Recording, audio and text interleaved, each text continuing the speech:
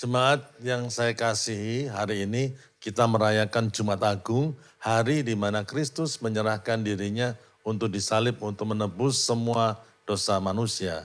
Saya sungguh-sungguh berdoa supaya hadirat Tuhan nyata di dalam rumah kita masing-masing. Ikuti setiap liturgi di dalam ibadah online ini dengan sungguh-sungguh, khususnya ketika kita melakukan perjamuan kudus secara bersama. Saya percaya bila ibadah kita disertai dengan kesungguhan hati, ibadah ini akan mendatangkan berkat yang besar bagi setiap kita. Mari saat ini kita arahkan hati dan pikiran kita untuk meninggikan dan memuliakan Dia lewat setiap pujian dan penyembahan yang dinaikkan. Terlibatlah di dalam rumah kita masing-masing karena Dia Tuhan yang hadir ketika umatnya berkumpul di dalam namanya. Mari kita berdoa bersama-sama. Tuhan Yesus yang kami kasihi, kami tahu bahwa Engkau adalah Allah yang maha hadir. Dimanapun kami akan berkumpul di dalam namamu Engkau hadir Tuhan. Hamba-Mu berdoa dimanapun jemaat berada, Engkau juga hadir di rumah masing-masing. Berkati Tuhan ibadah kami pada hari ini. Dan biarlah apa yang kami lakukan itu memuliakan namamu dan memberkati setiap kami. Di dalam nama Tuhan kami berdoa. Amin. Ibrani 4 ayat 15. Demikian firman Tuhan. Sebab imam besar yang kita punya bukanlah imam besar yang tidak dapat turut merasakan kelemahan-kelemahan kita. Sebaliknya sama dengan kita. Ia telah dicobai, hanya tidak berbuat dosa. Bapak Ibu Saudara yang terkasih, karya salib Kristus sangatlah mulia. Bukan hanya karena pengampunan dan penebusan dosa saja, tetapi karya salib menempatkan pribadi Allah sebagai pribadi yang bisa merasakan kesakitan, kegagalan, ketakutan, dan semua kelemahan kita sebagai manusia. Allah yang sepenanggungan dengan kita. Allah yang dapat turut merasakan semua yang kita alami. Mari hari ini kita datang dengan mengarahkan pandangan kita pada salib Kristus. Kita jangan terjebak, bertahan di dalam penderitaan dan kelemahan-kelemahan kita sendiri. Mari letakkan semuanya di salib Kristus, karena Tuhan telah menyelesaikannya dengan sempurna dan salib Kristus adalah sumber kekuatan kita.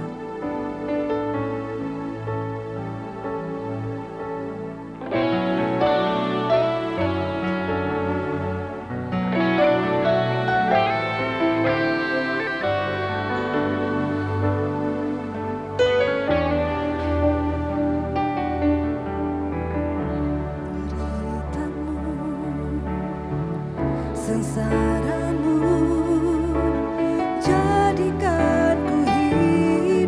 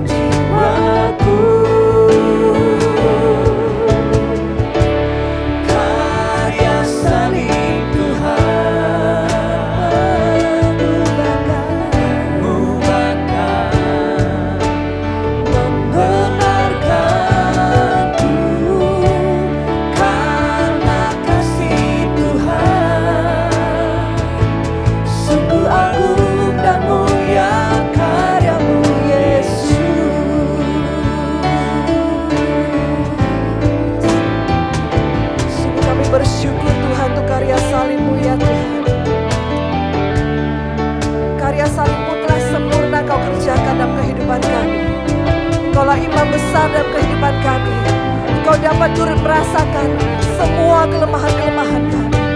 Terima kasih Tuhan, terima kasih untuk pengorbanan-Mu yang begitu besar yang Kau berikan dalam kehidupan kami. Terima kasih Yesus, terima kasih.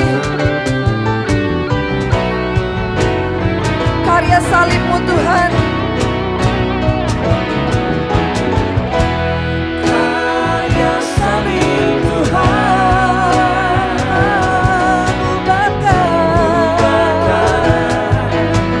membenarkanku karena kasih Tuhan. Sungguh agung dan mulia karya-Mu Yesus. Karya salib-Mu,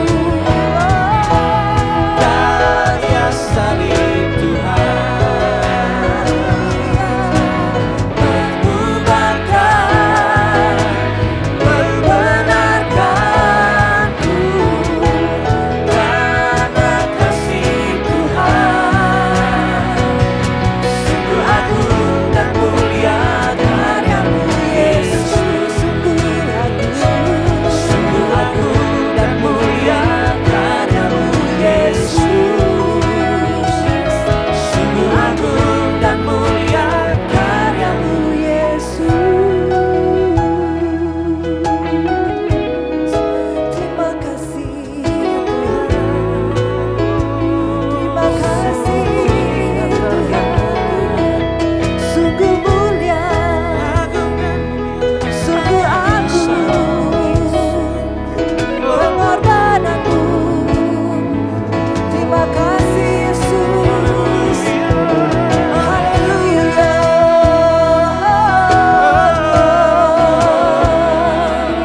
Mulia karya-Mu Tuhan. Terima kasih Yesus.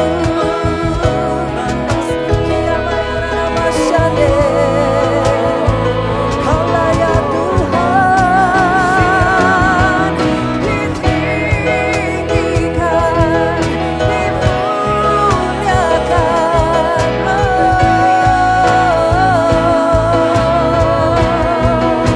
Terima kasih Yesus, terima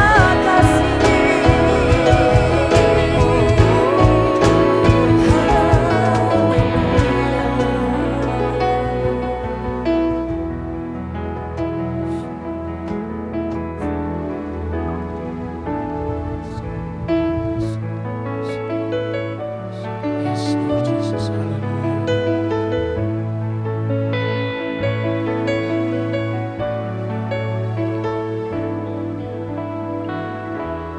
Above all powers, above all kings, above all nature and all created things, above all wisdom and all the ways of man. You were here before the world began. Above all kingdoms, above all thrones, above all wonders the world has ever known, above all wealth and treasures of the earth, there's no way to measure what your word. Crucified, lay behind the stone, you live to die, rejected and alone, like a rose trampled on the ground.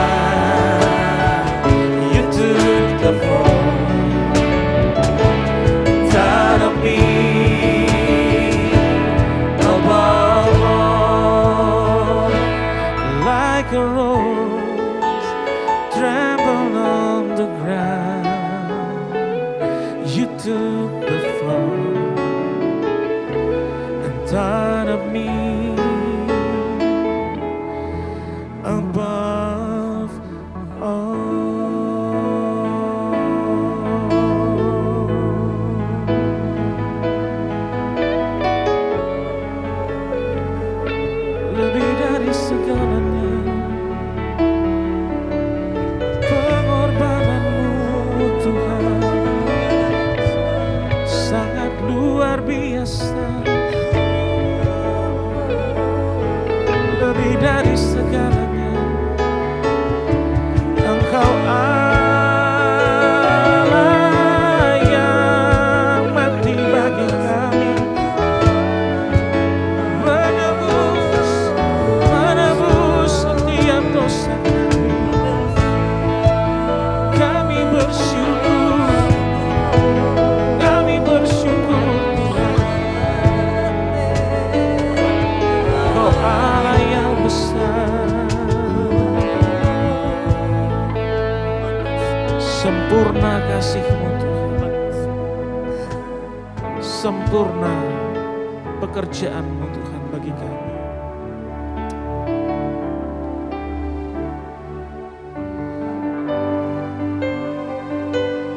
Yes, Lord Jesus. Haleluya. Sebab kasih-Mu yang besar, Kau ku sembah.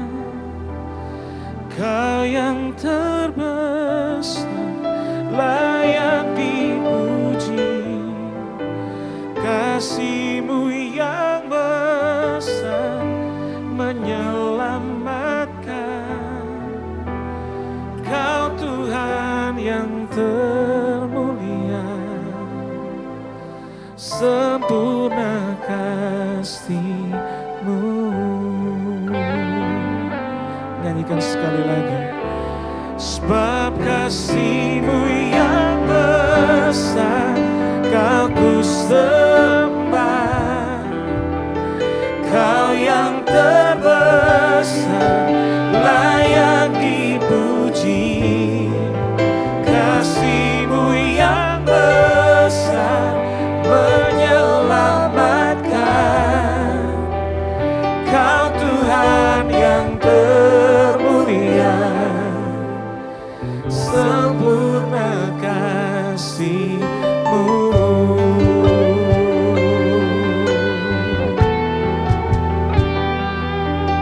Engkau sempurna Tuhan, pekerjaan-Mu sempurna. Ku sadari,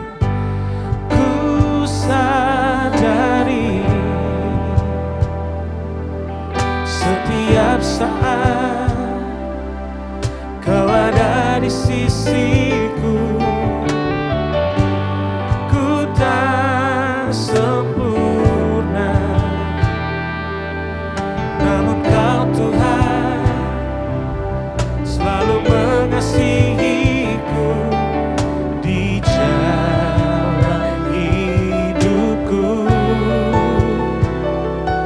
Ku lihat penyertaan-Mu nyata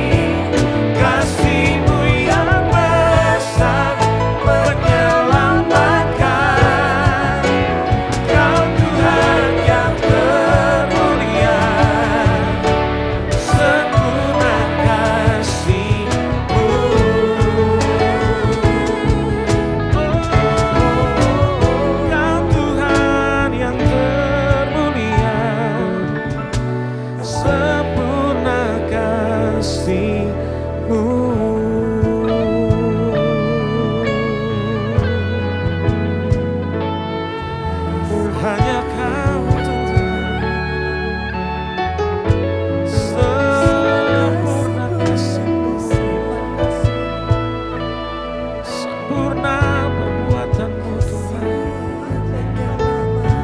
Haleluya.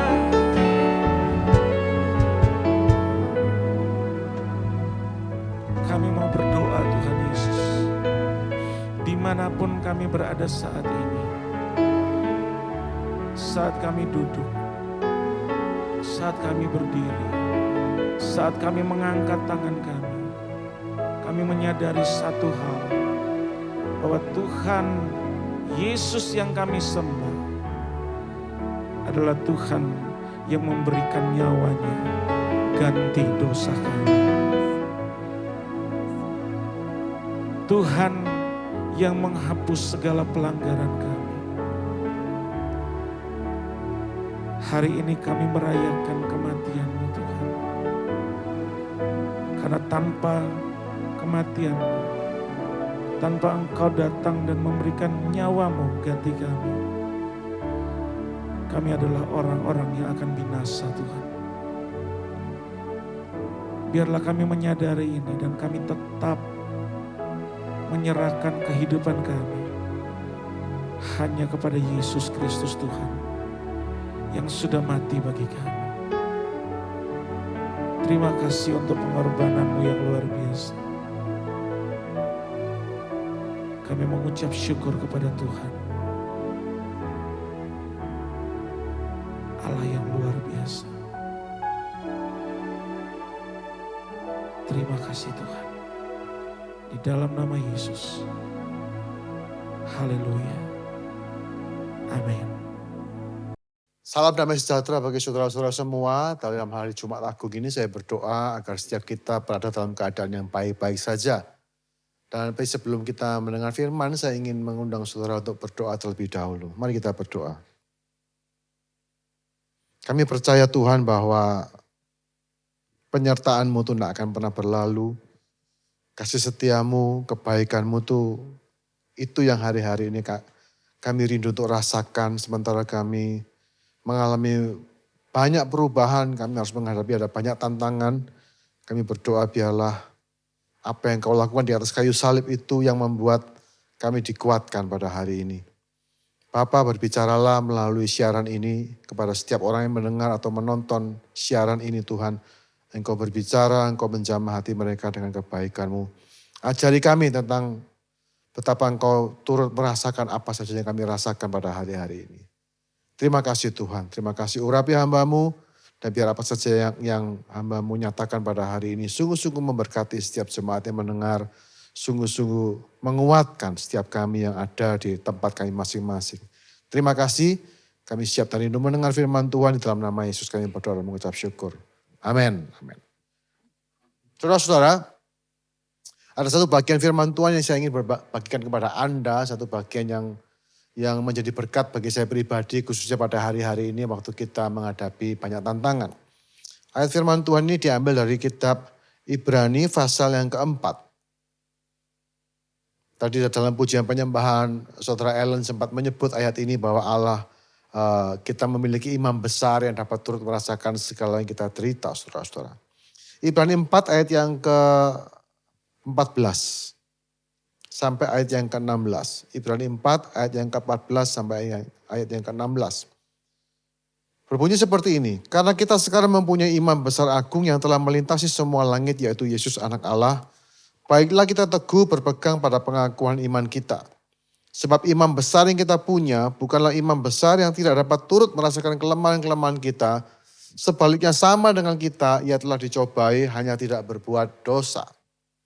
Sebab itu marilah kita dengan penuh keberanian menghampiri tahta kasih karunia supaya kita menerima rahmat dan menemukan kasih karunia untuk mendapat pertolongan kita pada waktunya. Saudara-saudaraku, ayat ini ada kuncinya tuh ada di ayat yang ke-16 di mana kita diundang atau diajak untuk dengan penuh keberanian menghampiri tahta kasih karunia supaya kita menerima rahmat dan menemukan kasih karunia untuk mendapat pertolongan kita pada waktunya.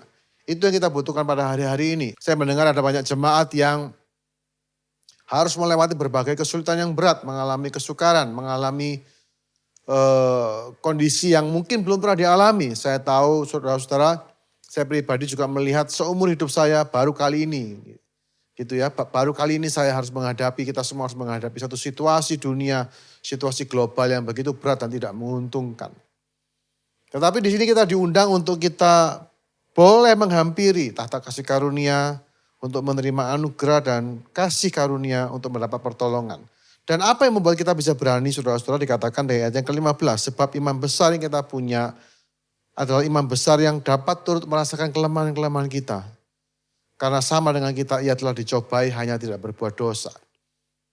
Pada momen Jumat Agung ini saya ingin mengajak saudara untuk merenungkan pencobaan apa yang dialami oleh Yesus. Kita, kalau dikatakan imam besar Yesus ini sudah dicobai, kita tidak melihat ada banyak momen di Alkitab di mana Yesus itu betul-betul dicobai secara berat. Memang di awal pelayanannya selama 40 hari dia berpuasa dan dia dicobai oleh iblis. Tetapi saya melihat bahwa pencobaan Yesus yang paling mengerikan itu terjadi di hari penyalibannya. Dan saya ingin ajak Anda semua untuk merenungkan satu bagian dalam kisah Jumat Agung. Satu pergumulan, satu penderitaan yang sangat berat yang harus dialami oleh Yesus pada saat menjelang dia disalibkan.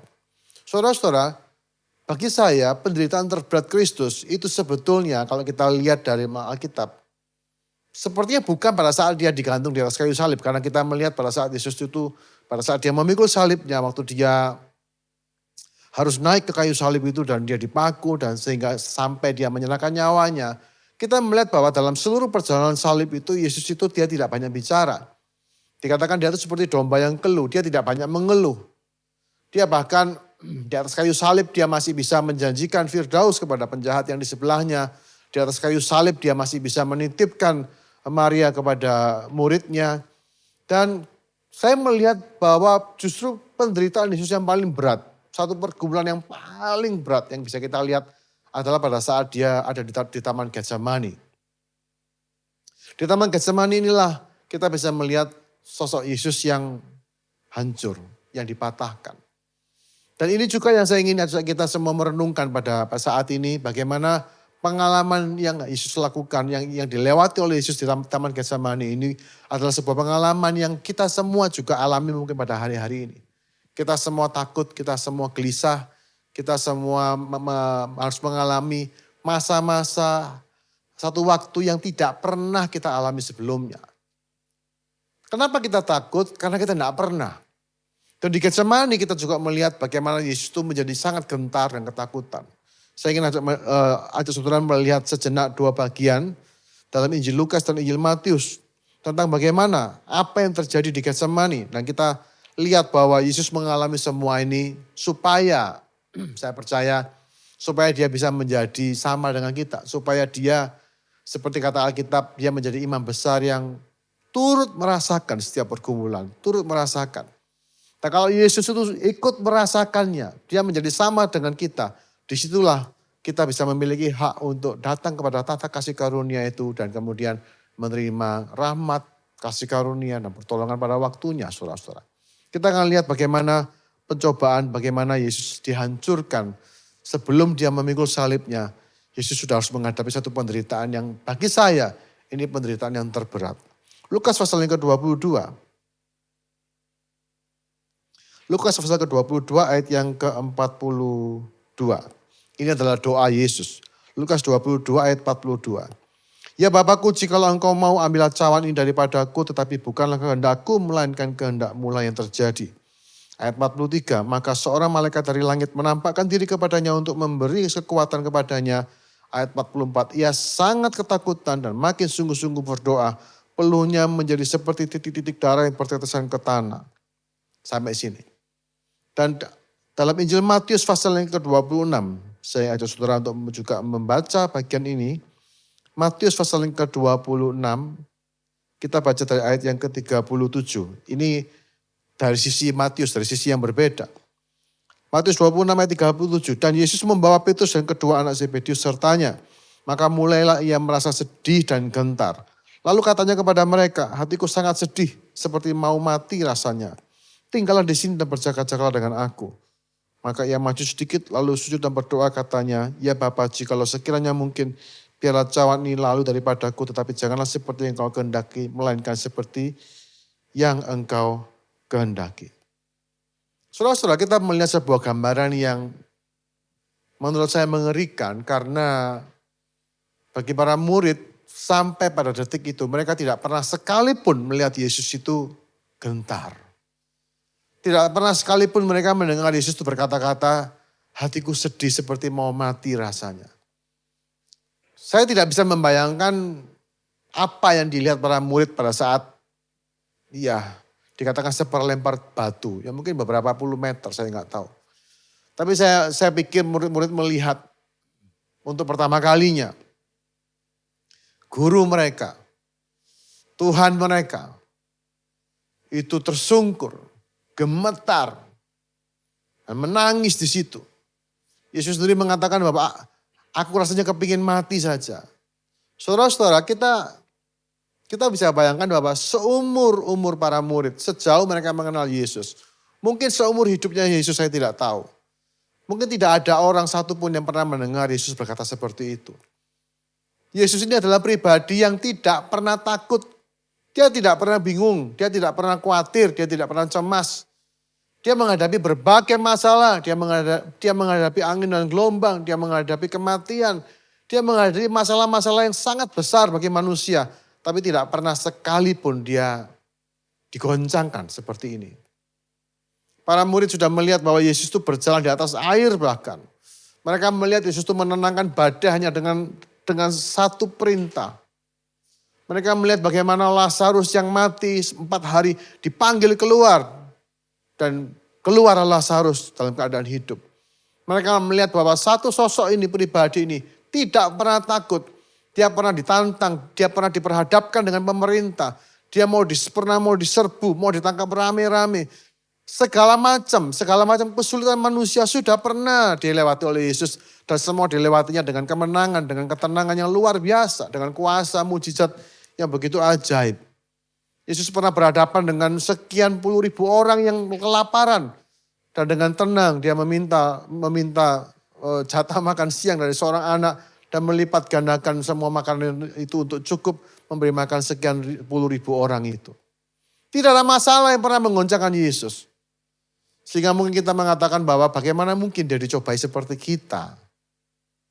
Kita manusia biasa, masalah-masalah ekonomi biasa bisa mengoncang kita. Hari-hari kita digoncangkan. Tapi kita mungkin selama ini gak pernah berpikir bahwa Yesus juga akan mengalami seperti yang kita alami pada hari-hari ini. Banyak orang berpikir bahwa kalau Yesus ya memang, banyak orang berpikir bahwa mereka tidak bisa menjadi seperti Yesus karena Yesus itu satu sosok yang begitu super di mata mereka. Tapi dalam momen Getsemani ini kita melihat satu pribadi yang tidak pernah takut, yang tidak pernah goncang, yang tidak pernah ragu ini. Tersungkur dan menangis dan memohon kepada Bapaknya supaya rencana Allah itu dijauhkan. Supaya dia tidak perlu melakukan satu hal ini. Seseorang yang pernah berkata bahwa dia hanya melakukan apa yang dilakukan Bapaknya.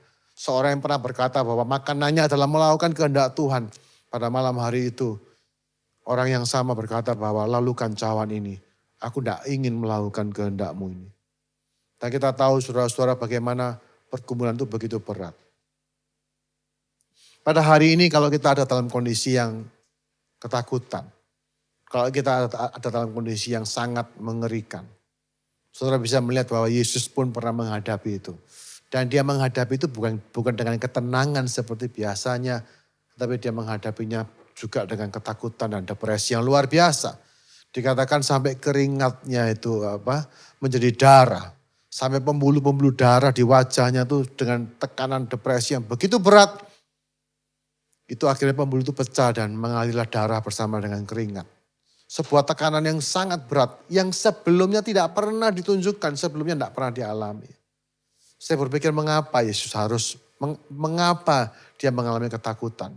Sama seperti kita, ada beberapa hal yang dia tidak pernah lewati, yang harus dia lewati pada malam hari itu.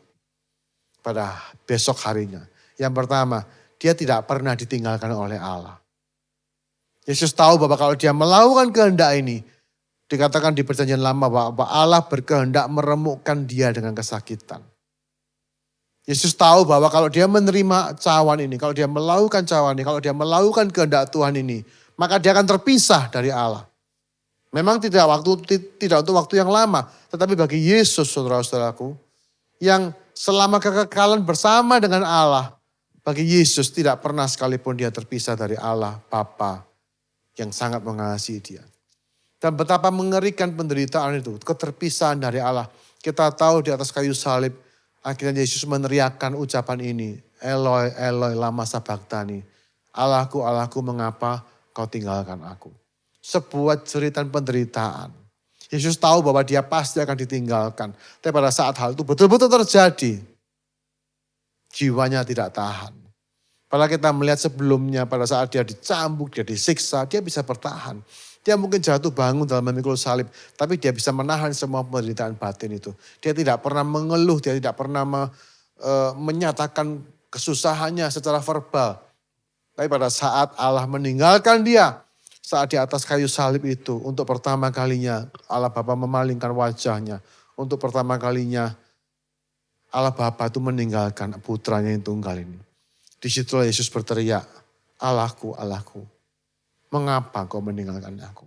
Kita tahu jawabannya mengapa, saudara-saudara. Kita tahu mengapa Allah meninggalkan Yesus, yaitu supaya kita pada hari ini tidak akan pernah ditinggalkan. Yesus harus mengalami semua itu. Saudara melihat bahwa salib itu sebuah pengganti bagi kita. Apa yang ditanggung Kristus dari Getsemani sampai ke kayu salib, itu semuanya adalah bagian kita. Sehingga kita bisa yakin percaya kalau kita mempercayai karya Kristus di atas kayu salib, maka semua yang dialami Yesus di kayu salib, itu kita bisa menemukan jawaban, kita bisa menemukan pertolongan. Pada hari ini saya ingin pastikan kepada saudara bahwa mungkin kita merasa takut, kita merasa bahwa dunia kita hancur. Sepertinya dunia ini digoncang begitu rupa. Tapi Bapak Ibu kalau boleh saya katakan dengan kepastian, Allah tidak meninggalkan saudara. Pada hari-hari ini pun saya percaya Allah tidak meninggalkan Anda. Mungkin setelah keuangan kita merosot, mungkin dalam emosi kita labil, mungkin pada hari ini kita kebingungan harus berbuat apa. Kita yang sudah terbiasa kerja dan hari ini kita kehilangan, kita tidak bisa lagi bekerja dan kita harus mengalami perubahan gaya hidup meskipun sementara. Tapi ini sangat mengganggu dan sangat menakutkan bagi banyak orang.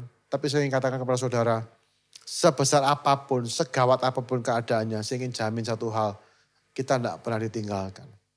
Yesus ditinggalkan.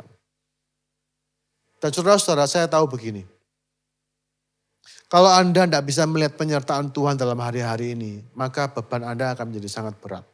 Sesungguhnya manusia itu tidak bisa, kita tuh tidak bisa jalan sendiri. Kita tidak bisa berada dalam kondisi ditinggalkan oleh Allah sebetulnya.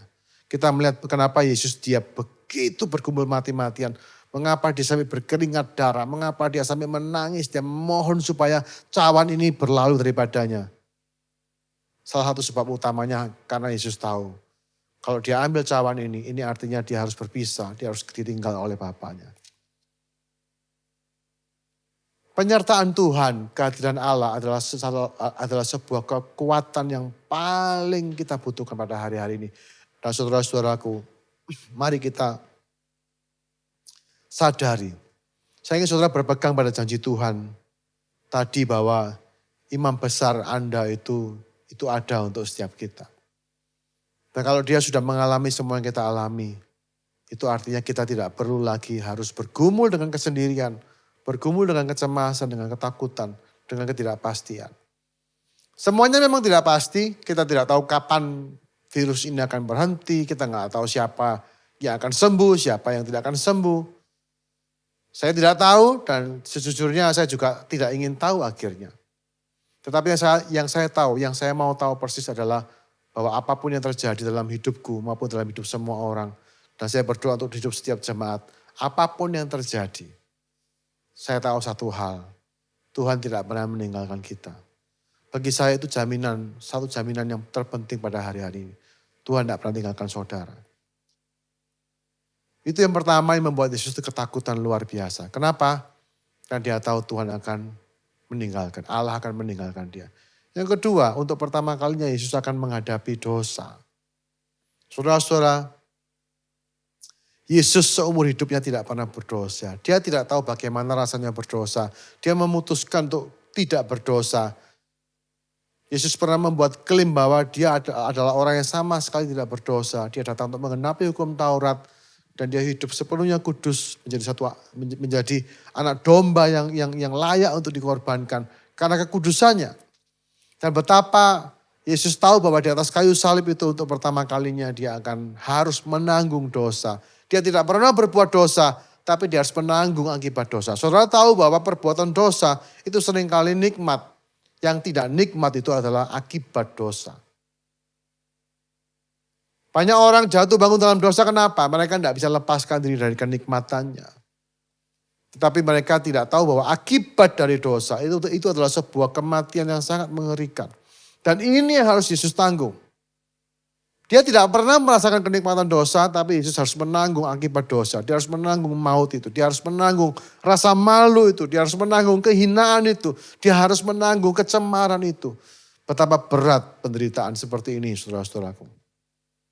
Saya tidak bisa bayangkan kalau ada seorang, misalnya kalau saya punya anak perempuan anak gadis yang suci, yang murni, seorang gadis muda yang betul-betul tidak pernah disentuh laki-laki dan kemudian harus dicemari, katakan diserang dan kemudian dinodai oleh banyak orang, dirusak hidupnya. Betapa mengerikannya gambaran itu. Dan itu gambaran yang seperti itulah kira-kira yang harus Yesus lakukan. Seorang yang murni, hatinya begitu bersih, tidak ada kebencian, tidak ada kecemaran sama sekali dalam pikiran Yesus. Tapi hari itu dia harus menanggung semua itu. Dia menanggung rasa malunya, kecemarannya, kejijikannya. Sedemikian sampai Allah harus meninggalkan dia. Saya pikir tidak ada pencobaan, tidak ada penderitaan, tidak ada masalah yang lebih berat daripada itu. Hari ini kita manusia biasa ya, kita paling tidak mau disalahkan untuk sesuatu yang bukan tanggung jawab kita, betul enggak? Kadang-kadang kita salah aja kita masih menghindar, saudara-saudara. Apalagi kalau kita tidak salah. Kalau kita sudah nggak salah disalahkan, itu kita akan mati-matian membela diri kita. Itulah manusia. Kenapa? Karena menanggung kesalahan, menanggung dosa itu sebuah beban yang tidak tertanggungkan.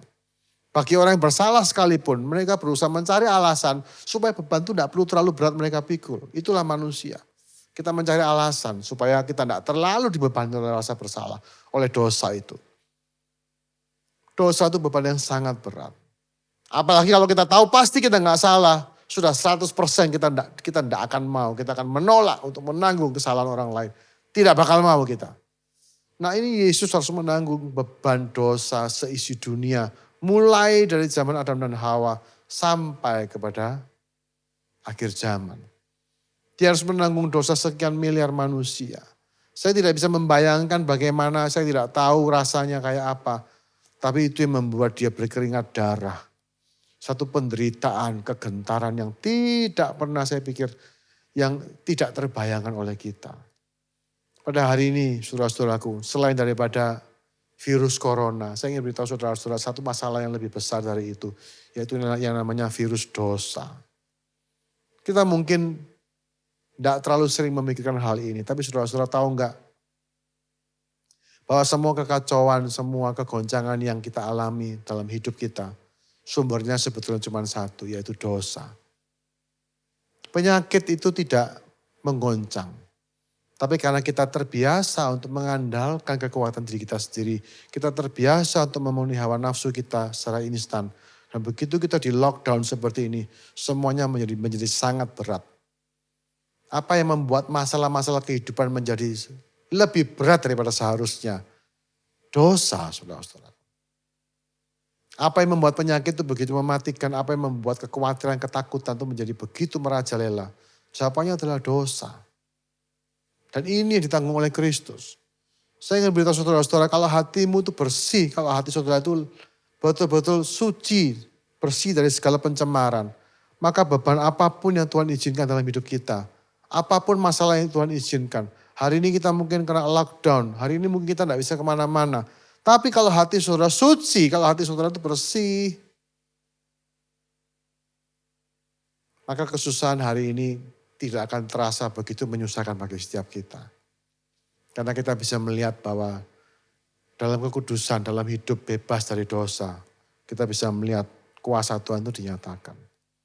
Nah untuk inilah, untuk membebaskan kita dari dosa inilah, Yesus bergumul. Dia meneteskan darahnya, tidak hanya di kayu salib, darahnya sudah dicurahkan sejak dari Taman Getsemani. Dan apa yang Yesus alami di Getsemani, segala pergumulan, pencobaan yang begitu berat, ketakutan yang sangat ekstrim itu, dia alami untuk kita semua, Bapak Ibu, bagi kita semua. Sebab itu kalau Anda pada hari ini sedang takut, sedang khawatir, janganlah takut. Saya kembali kepada Ibrani pasal yang ke-4 tadi. Dikatakan ayat 14, karena kita sekarang mempunyai imam besar agung yang telah melintasi semua langit, yaitu Yesus anak Allah.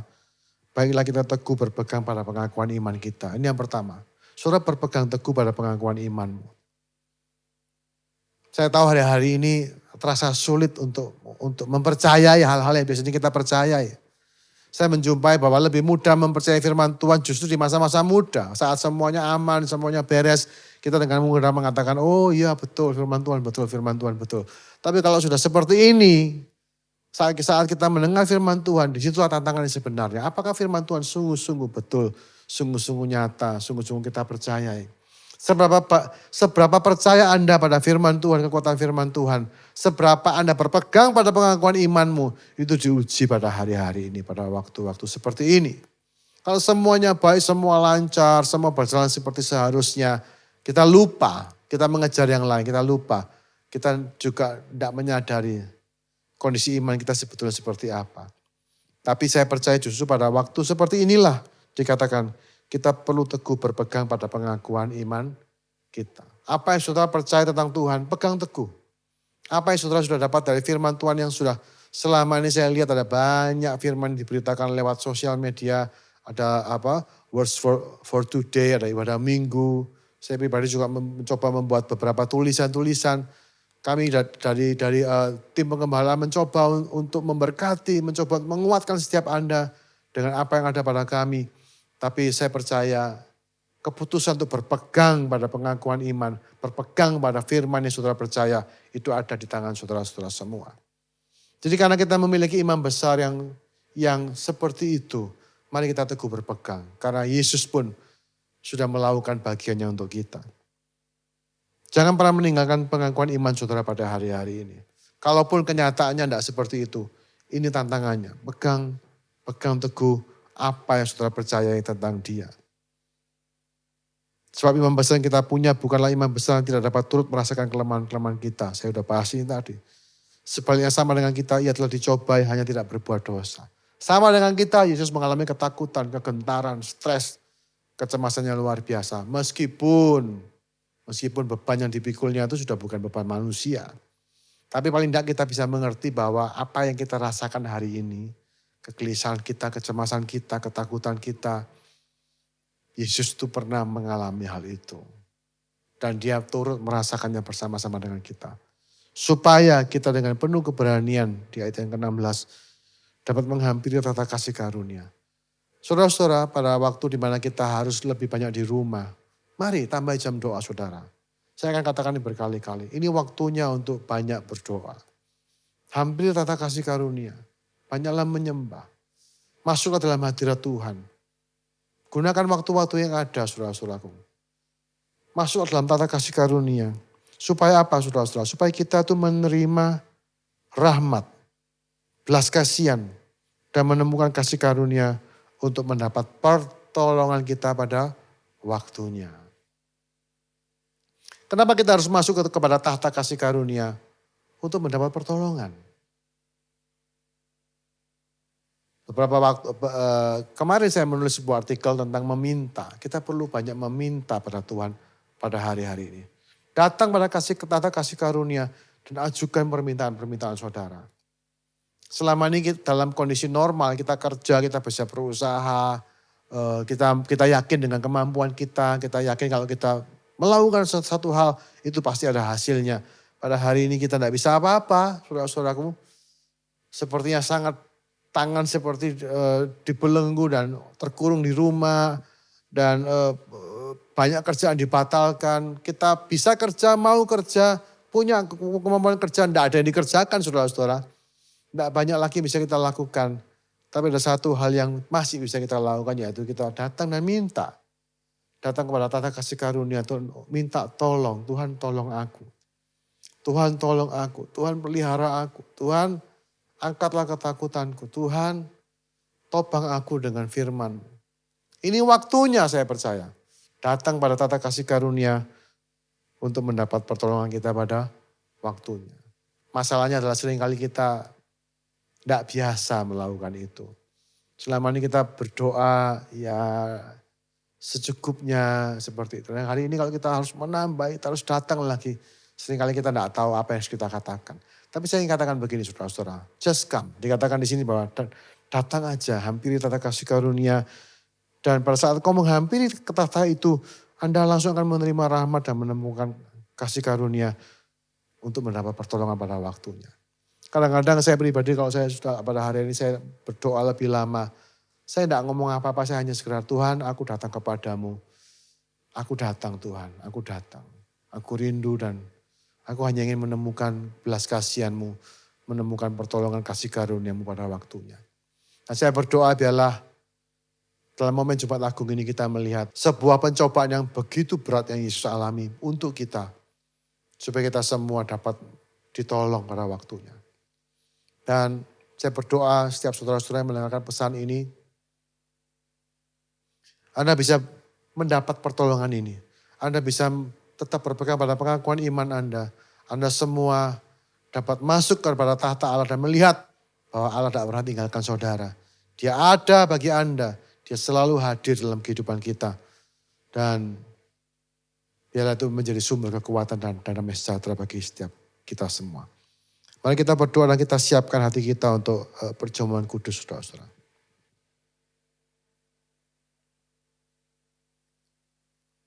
Saya mengundang dan saudara-saudara yang ada di rumah, dimanapun berada, saudara bisa berdiri. Dan saudara bisa menyiapkan elemen perjamuan kudus yang saudara sudah terima, baik berupa hosti dan anggur. Atau kalau saudara, saya percaya sudah menerima informasinya. Kalau Anda memang belum menerima hosti dan anggur ini, Anda bisa menggunakan roti yang tidak bergula dan kemudian anggurnya bisa diganti dengan teh. Tapi saya berharap saudara-saudara semua sudah menerima hosti dan anggur ini. Saya akan berikan waktu sejenak, saudara bisa menyiapkan, saudara bisa mengambilnya kalau perlu dan setelah itu kita akan melakukan perjamuan kudus bersama-sama. Silakan saudara menyiapkan terlebih dahulu dan kita semua bangkit berdiri. Ya. Kita melakukan perjamuan kudus ini sambil berdiri bersama-sama.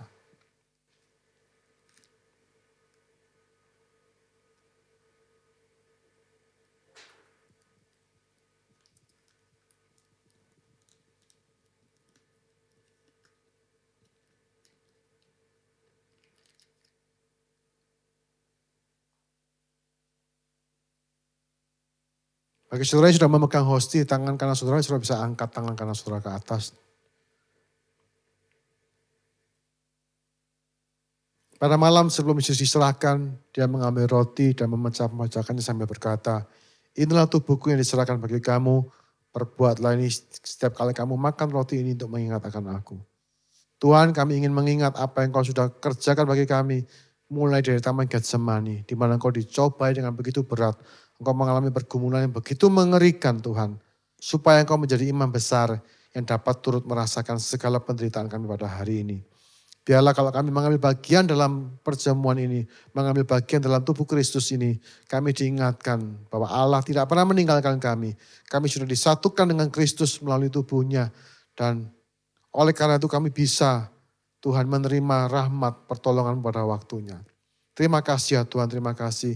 Biarlah pada saat kami bersekutu dengan tubuh Kristus ini, kehadiran-Mu itu nyata dalam kehidupan kami, menguatkan dan menghibur setiap jemaat Tuhan Yesus. Terima kasih, dalam nama Yesus mari kita makan bersama-sama.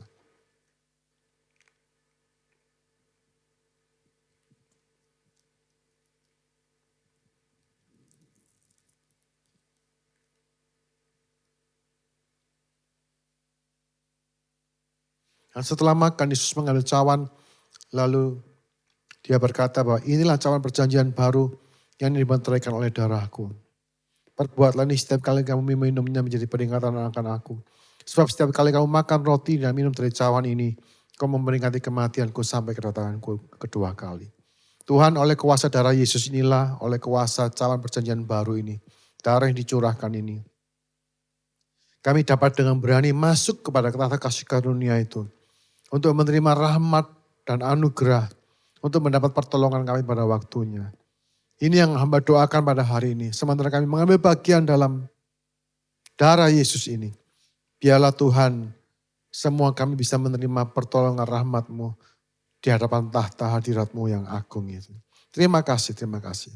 Mari kita minum bersama-sama di dalam nama Tuhan Yesus Kristus.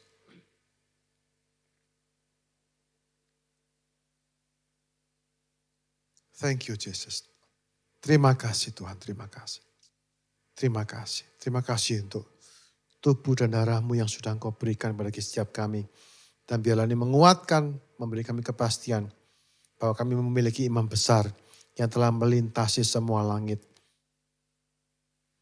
Supaya kami bisa teguh berpegang pada pengakuan iman kami pada hari-hari ini. Terima kasih Tuhan, terima kasih. Jadilah kekuatan kami, jadilah pertolongan kami.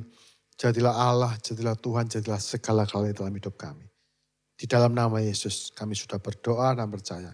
Amin, amin. Tuhan Yesus memberkati setiap saudara.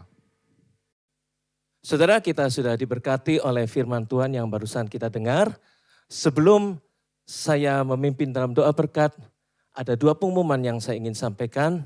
Yang pertama, jangan lupa ikuti terus informasi-informasi terkini melalui akun Instagram @mdc.surabaya dan tetap ikuti ibadah online sepanjang bulan April ini hingga ada himbauan resmi dari pemerintah yang memperbolehkan ibadah dapat berlangsung kembali seperti biasanya. Yang kedua, tetaplah terhubung dengan kontak masing-masing melalui aplikasi-aplikasi sosial media yang ada. Bahkan saudara dapat meluangkan waktu berdoa bersama-sama dengan keluarga dan rekan-rekan yang lain melalui aplikasi-aplikasi tersebut. Tetap semangat dan tetap menjaga kesehatan jasmani maupun kesehatan rohani. Mari kita bersama-sama berdoa.